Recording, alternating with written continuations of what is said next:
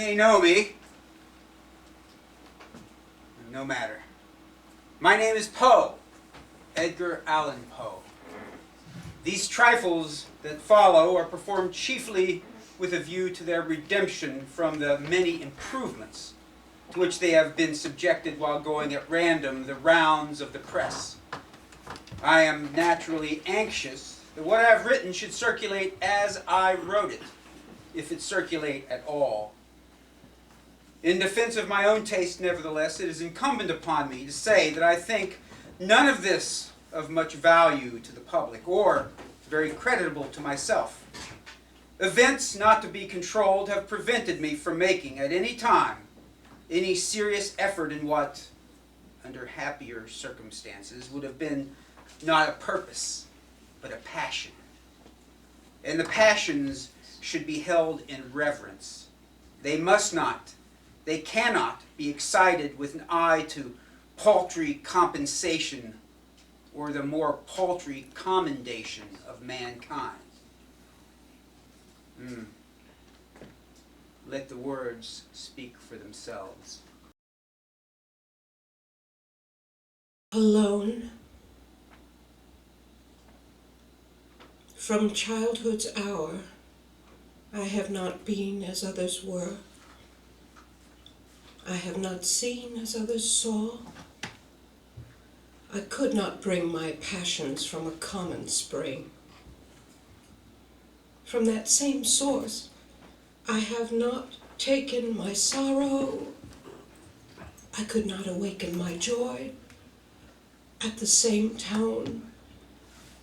And all I loved alone. Then, in my childhood, in the dawn of a most stormy life, was drawn from every depth of good and ill the mystery which binds me still. From the torrent, or the fountain, or the red cliff of the mountain, from the sun that round me rolled in its autumn tint of gold, from the lightning in the sky as it passed me flying by, from the thunder and the storm and the cloud that took the form when the rest of heaven was blue, of a demon in my view.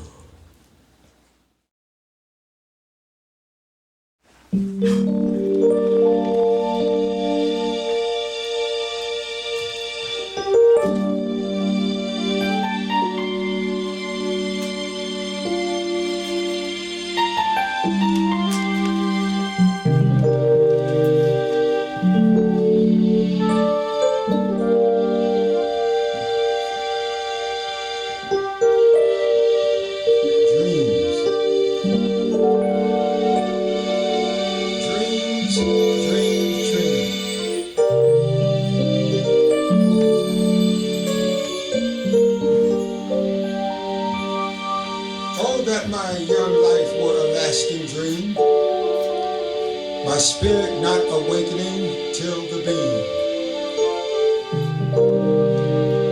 of eternity should bring the morrow. Yes, though that long dreams were of hopeless sorrow.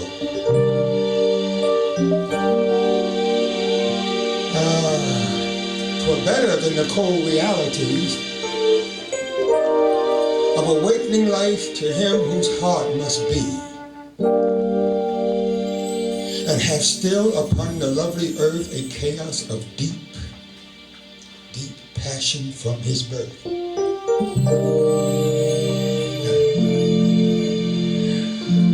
But should it be that dream eternally continuing as dreams have been to me, because in my young boyhood, should it thus be given,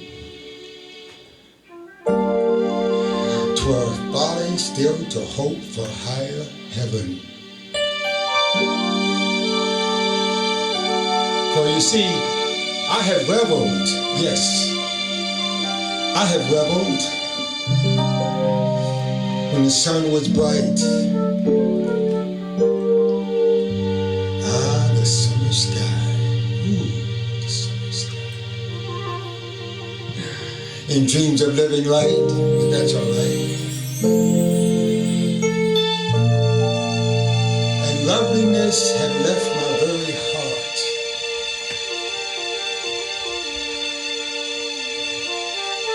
And climbed of my imagining part. From mine own home, you see, with being that had been of mine own thought, what more could I have seen? 'Twas once, you see, and only once, and a wild hour. For my remembrance shall not pass some power, some power, or spell had bound me, you see. 'Twas a chilly wind.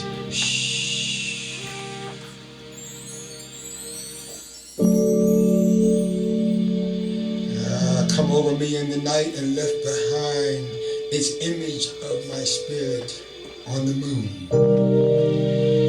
Shone on my slumber in some lofty noon.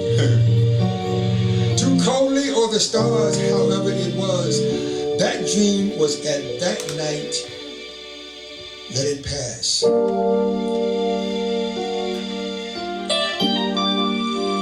For you see, I have been happy. I really have. Though in a dream. I have been happy and I love the theme. Dreams, dreams, in their vivid coloring of life, as in that fleeting, shadowy, misty strife of semblance with reality, which brings to the delirious eye more lovely things of paradise and love. All of our own. Then young hope in this sunniest hour hath known, for I have been happy. I've been happy. Though in a dream.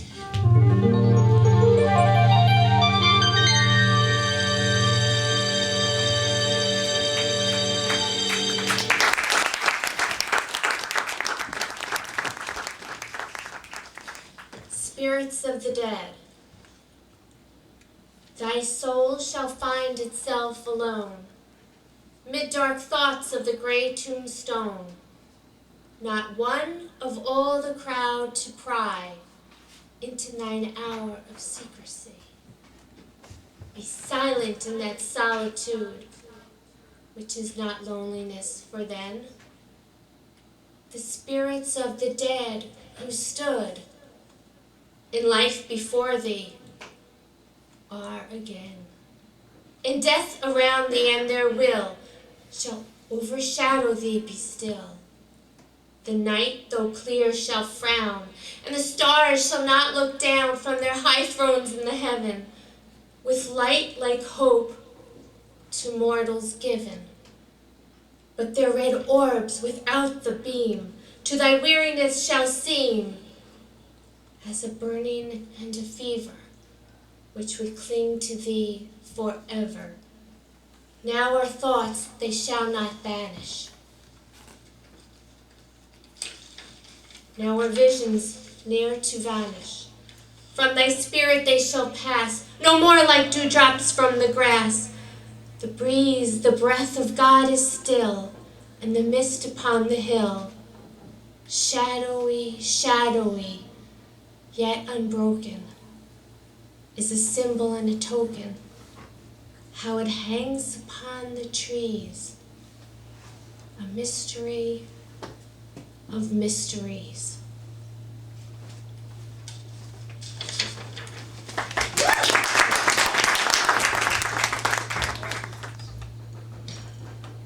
By a route obscure and lonely, haunted by ill angels only, where an eidolon named Night on a black throne resides upright, I have reached these lands but newly, from an ultimate dim dooley, from a wild clime that slithered sublime, out of space, out of time, bottomless vales and boundless floods, chasms and caves and titan woods, with no form that no man could discover, for the tears that drip all over.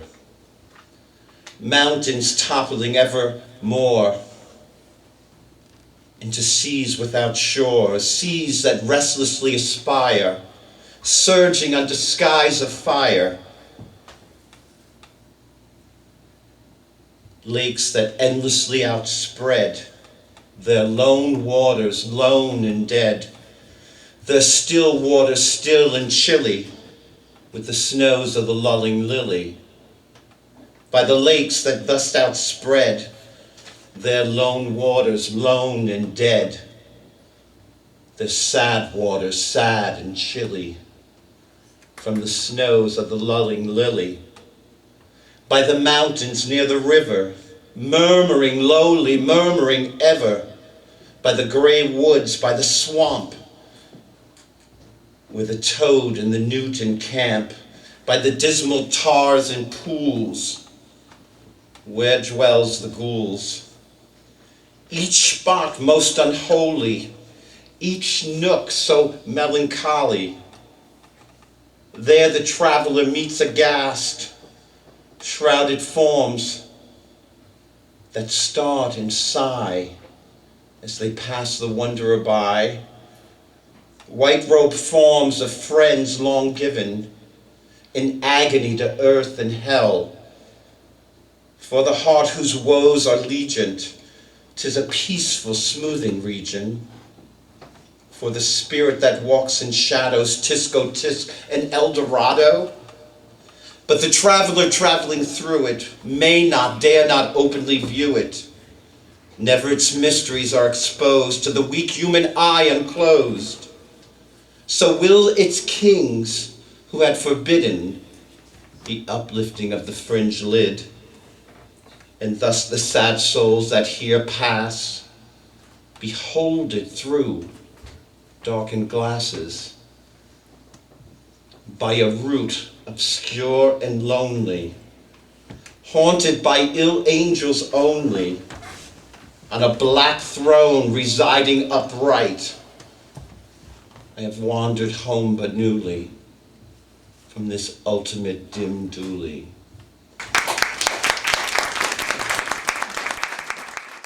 The Conqueror Worm. Lo, 'tis a gala night within the lonesome latter years. An angel throng, bewinged, bedight in veils and drowned in tears, sit in a theatre to see a play of hopes and fears, while the orchestra breathes fitfully the music of the spheres. Mimes in the form of God on high mutter and mumble low, and hither and thither fly, mere puppets they, who come and go at bidding of vast formless things that shift the scenery to and fro, flapping from out their condor wings invisible woe. That motley drama, oh be sure it shall not be forgot, with its phantom chased forevermore by a crowd that sees it not. Through a circle that ever returneth in to the self-same spot, and much of madness and more of sin and horror the soul of the plot. But see, amid the mimic rout, a crawling shape intrude, a blood-red thing that writhes without the scenic solitude. It writhes with mortal pangs, the mimes become its food, and over each quivering form in human gore imbued. Out are the lights, out all, and over each quivering form the curtain of funeral pall comes down with the rush of a storm, while the angels, all pallid and wan, uprising, unveiling, affirm that the play is the tragedy man, and its hero the conqueror worm.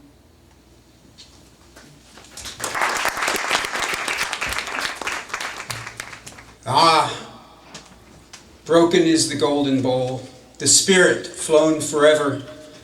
Let the bell toll, a saintly soul floats on the Stygian river. And Guy de Vere, hast thou no tear? Weep now or nevermore. See, on yon drear and rigid bier lies low thy love, Lenore.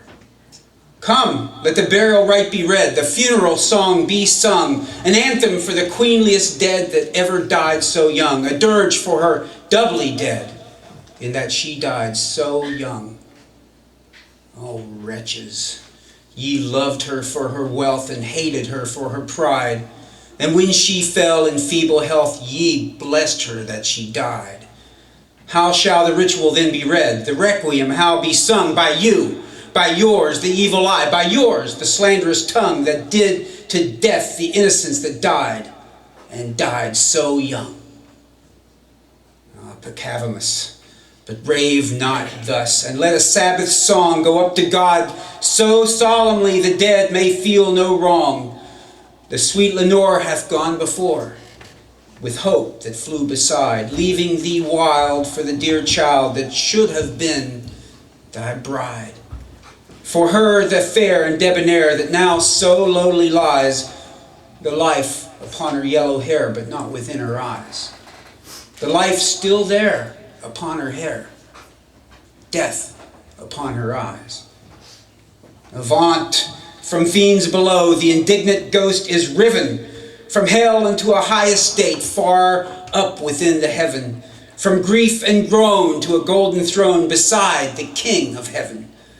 Let no bell toll then, lest her soul, amid its hallowed mirth, should catch the note as it doth float up from the damned earth. And I, tonight my heart is light, no dirge will I upraise, but waft the angel on her flight with a pan of olden days.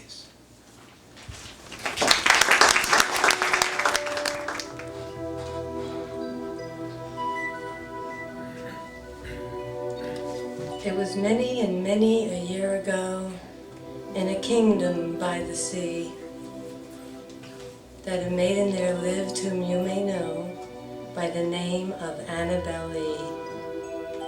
And this maiden she lived with no other thought than to love and be loved by me. I was a child and she was a child in this kingdom by the sea. But we loved with a love that was more than love, I and my Annabel Lee. With a love that the winged seraphs of heaven coveted her and me.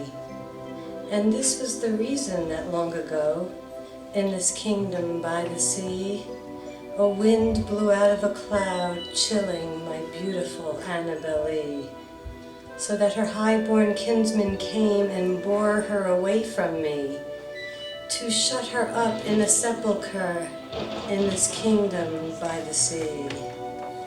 The angels, not half so happy in heaven, went envying her and me. Yes, that was the reason, as all men know, in this kingdom by the sea, that the wind came out of a cloud by night, chilling and killing my Annabel Lee.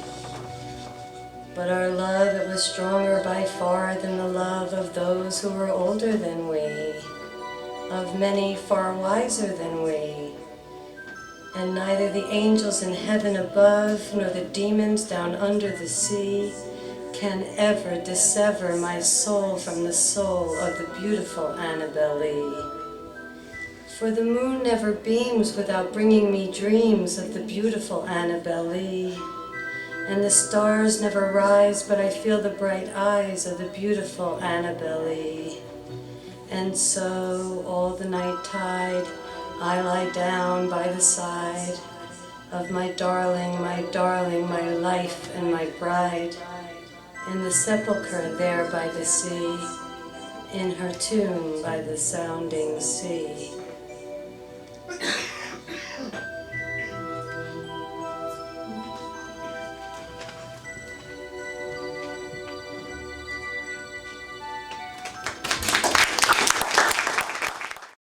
Type of the antique Rome, rich reliquary of lofty contemplation left to time by buried centuries of pomp and power.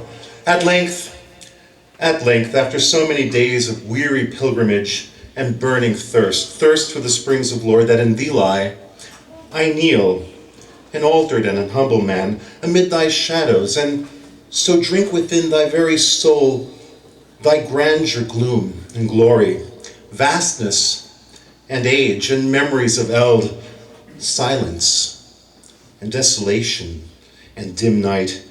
I feel ye now.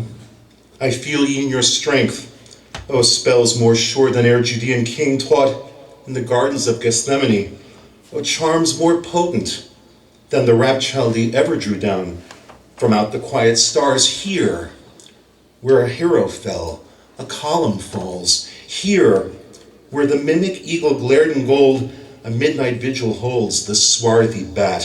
Here, where the dames of Rome their gilded hair waved to the wind, now wave the reed and thistle. Here, where on golden throne the monarch old glides, a spectre-like, unto his marble home, lit by the wan light of the horned moon, the swift and silent lizard of the stones. But stay, these walls, these ivory-clad arcades, these moldering plinths, these sad and blackened shafts, these vague entablatures, this crumbling frieze, these shattered cornices, this wreck, this ruin, these stones, alas, these grey stones, are they all of the famed and the colossal left by the corrosive hours to fate and me? Not all, the echo answered, not all. Prophetic sounds and loud arise forever from us and from all ruin, unto the wise as melody from Memnon to the sun. We rule the hearts of mightiest men. We rule with a despotic sway all giant minds. We are not impotent, we pallid stones.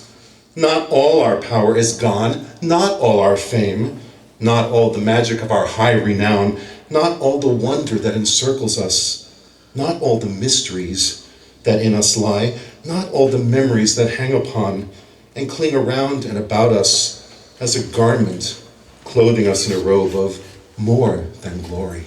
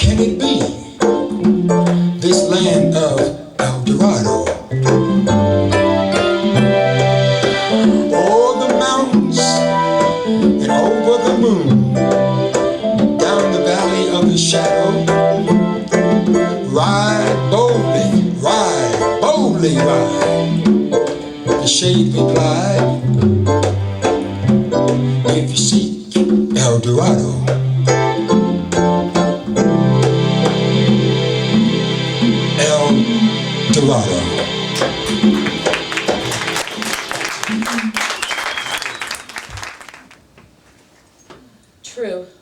Nervous. Very, very dreadfully nervous I had been, and am. But why will you say that I am mad? The disease had sharpened my senses, not destroyed, not dulled them. Above all was the sense of hearing acute.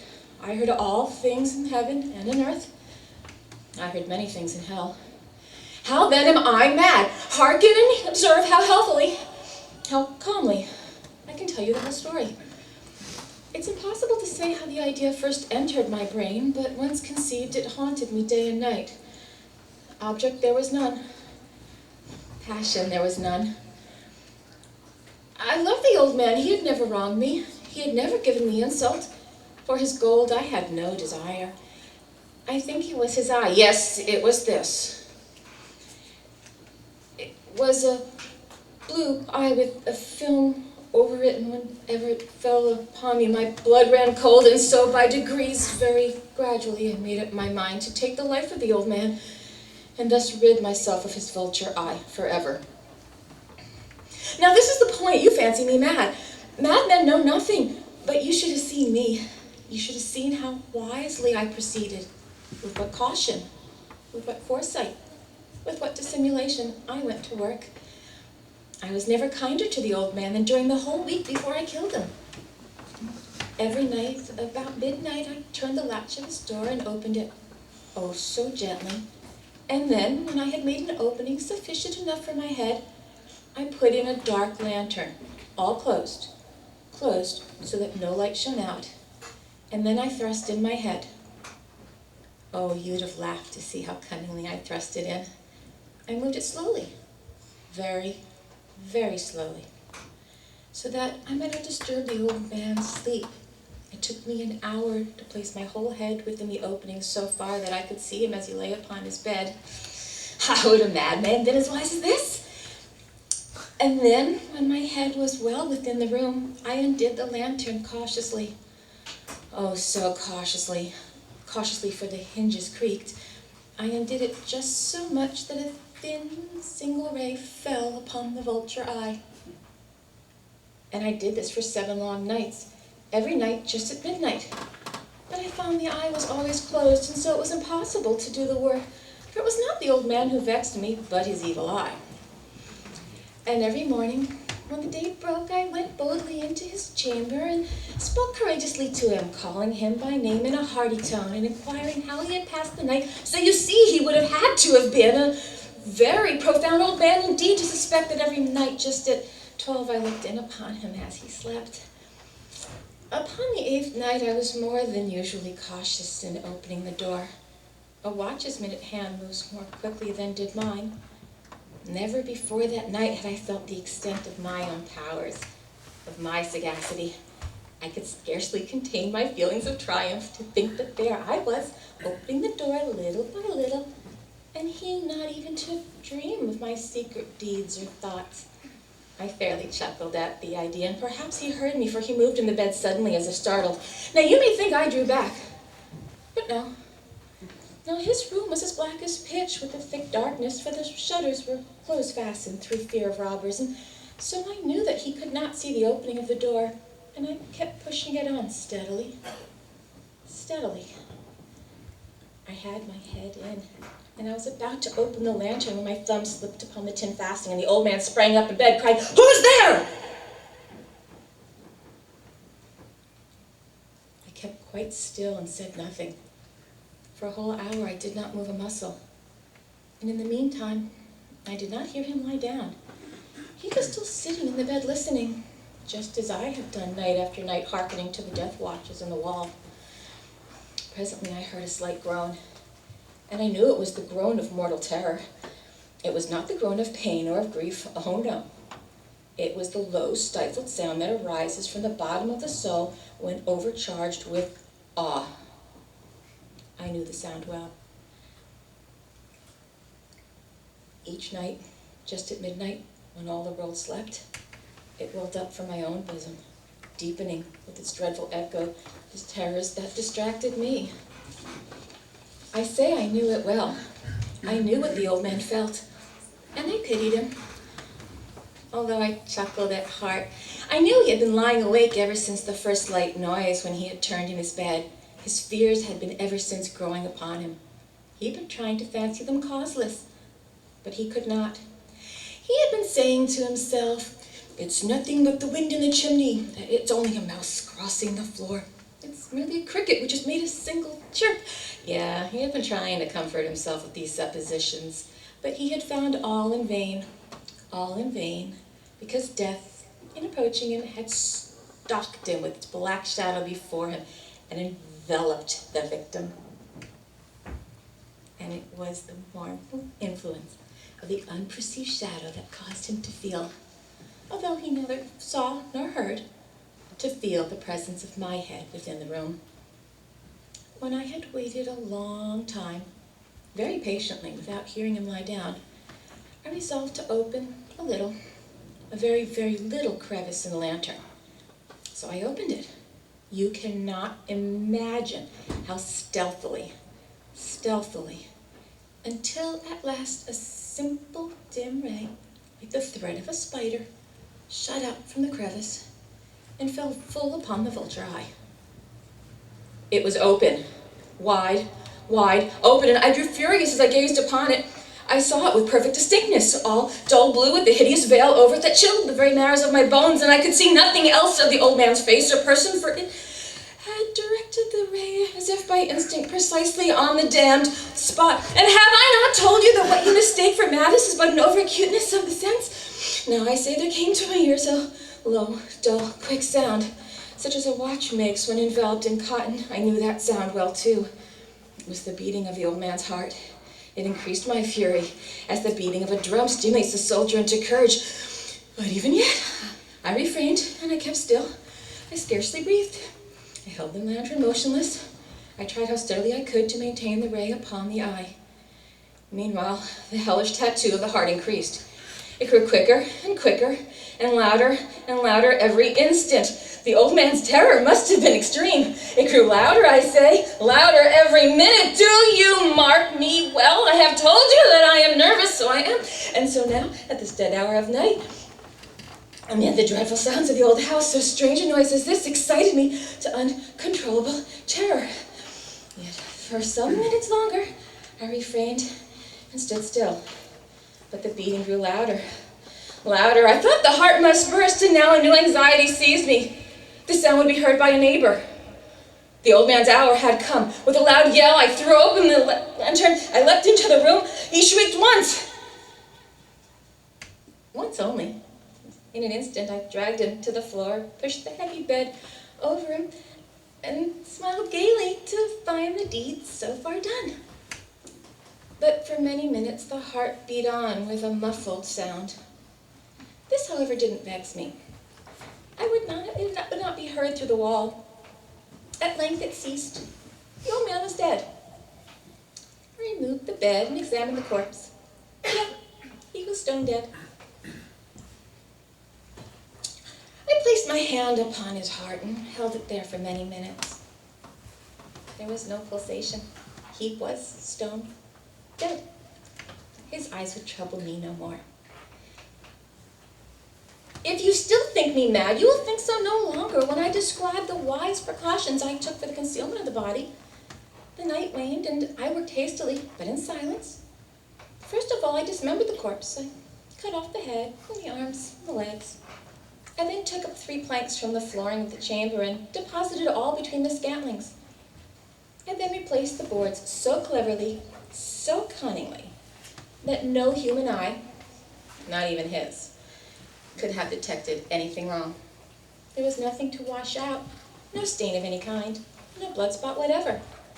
I had been way too wary for that. A tub had caught it all. When I had made an end to these labors, it was 4 o'clock, still dark as midnight. As the bell sounded the hour, there came a knocking at the street door. I went down to open it with a light heart, for what had I to fear? There entered 3 men who introduced themselves with perfect suavity as officers of the police. A shriek had been heard by a neighbor. Suspicion of foul play had been aroused. Information had been lodged at the police office, and they, the officers, had been deputed to search the premises. I smiled, for what had I to fear? I bade the gentleman welcome. The shriek, I said, was my own in a dream. The old man, I mentioned, was absent in the country.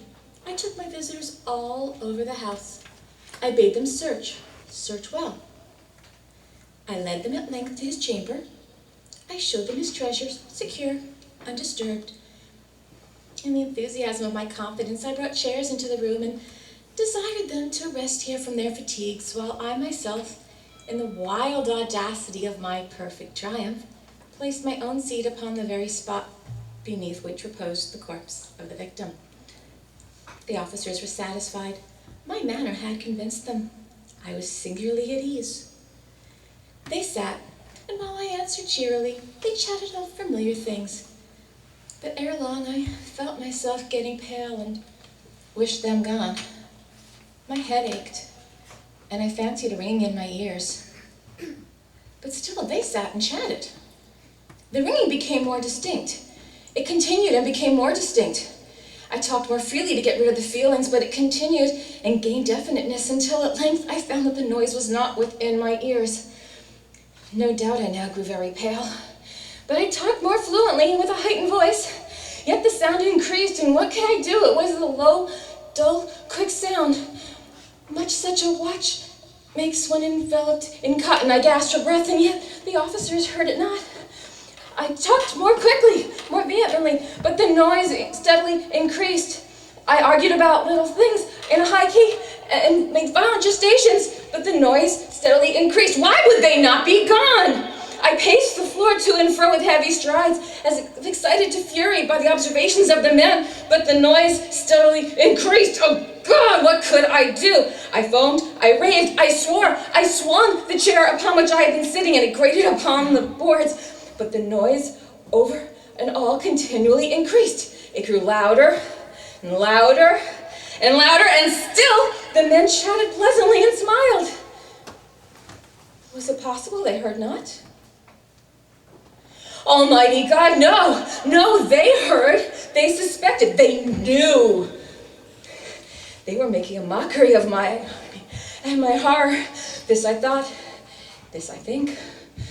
But anything was better than this agony. Anything was more tolerable than this derision. I could bear those hypocritical smiles no longer. I felt that I must scream or die. And now, again, hark, louder and louder and louder and louder.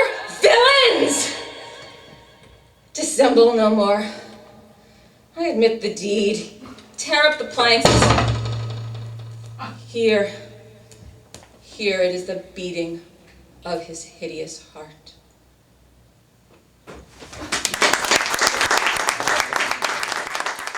Midnight, in the month of June, I stand beneath the mystic moon. An opiate vapor, dewy, dim, exhales from out her golden rim, and softly dripping, drop by drop, upon the quiet mountain top, still drowsily and musically into the universal valley. The rosemary nods upon the grave, the lily lolls upon the wave, wrapping the fog about its breast, the ruin moulders into rest. Looking like Lethe, see the lake, a conscious slumber seems to take, and would not for the world awake. All beauty sleeps, and lo, where lies Irene with her destinies. O lady bright, can it be right? The window open to the night, the wanton airs from the tree top laughingly through the lattice drop, the bodiless airs, a wizard rout, flit through thy chamber in and out, and wave the curtain canopy so fitfully, so fearfully, about the closed and fringed lid, neath which thy slumbering soul lies hid, that o'er the floor and down the wall, like ghosts the shadows rise and fall. O lady dear, hast thou no fear? Why and what art thou dreaming here? Sure thou come o'er far-off seas, a wonder to these garden trees. Strange is thy pallor, strange thy dress, strange above all thy length of tress, and all this solemn silentness. The lady sleeps, oh may her sleep, which is enduring, so be deep.